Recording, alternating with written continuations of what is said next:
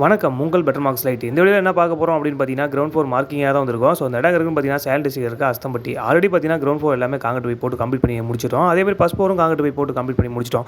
அந்த வீடியோ கீழே லிங்க்கில் கொடுத்துருக்கேன். ஸோ மறக்காம போய் செக் பண்ணி பாருங்க. கிரவுண்ட் ஃப்ளோரில் மொத்தம் எத்தனை ரூம் இருக்குன்னு பார்த்தீங்கன்னா, 2 பெட்ரூம் இருக்குது. அது இல்லாமல் தனியாக ட்ரெஸ்ஸிங் ஏரியாவுக்கு தனியாக ரூம் காமிச்சிருக்காங்க. 2 பெட்ரூமுக்கு அட்டாச் பாத்ரூம் கொடுத்துருக்காங்க. கிச்சன் இருக்குது, டைனிங், அது இல்லாமல் ஹாலு, போர்ட்டிகோ, சிட் அவுட், வீட்டுக்குள்ளே பார்த்தீங்கன்னா ஒரு லிஃப்ட் ப்ரொவிஷன் கொடுத்துருக்காங்க. சரி, ஃபஸ்ட்டு மார்க்கிங் எல்லாமே பண்ணலாம்னு சொல்லிட்டு லைட்டிங் பாக்ஸ் எல்லாமே மார்க் பண்ண ஸ்டார்ட் பண்ணுறோம். இந்த லைட்டிங் பாக்ஸ் எவ்வளோ ஹைட் வைக்கிறேன்னு பார்த்தீங்கன்னா, ஃப்ளோர் லெவல் மைனஸ் பண்ணிட்டு அதுலேருந்து 4 அடி வைக்கிறோம்.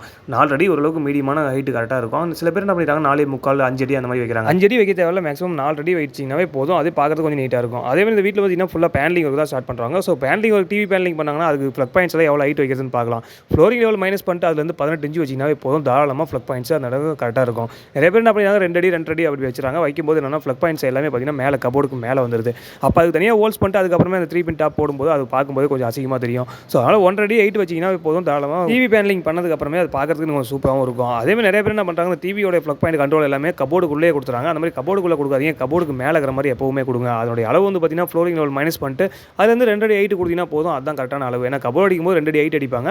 அதுக்கு மேலே நமக்கு ஒரு 1/2 அடிக்கு மேலே இருந்தால் பார்க்கறதுக்கு கொஞ்சம் சூப்பராக இருக்கும். எனக்கு மிஷின் போட்டு காடி எடுக்க ஸ்டார்ட் பண்ணிட்டோம். ஸோ அந்த ஒர்க் எப்படி இருக்குன்னு பாருங்கள், மறக்காமல் கமெண்ட் பண்ணுங்கள்.